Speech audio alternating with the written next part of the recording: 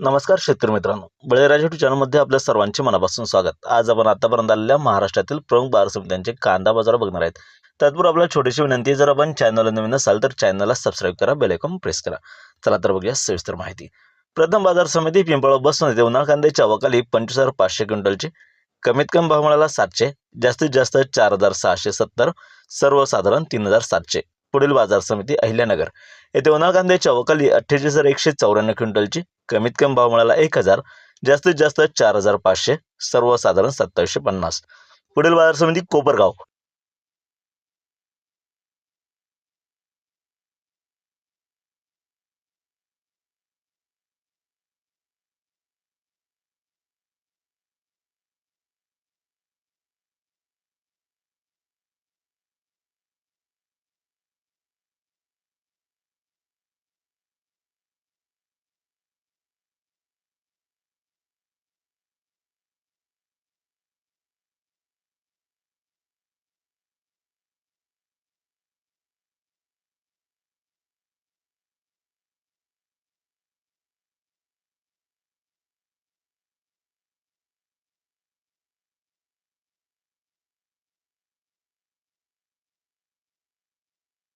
पुढील बाजार समिती कळवण येथे उन्हाळ कांद्याची आवक 20,700 क्विंटलची। कमीत कमी भाव मिळाला 1,500, जास्तीत जास्त 4,450, सर्वसाधारण 3501।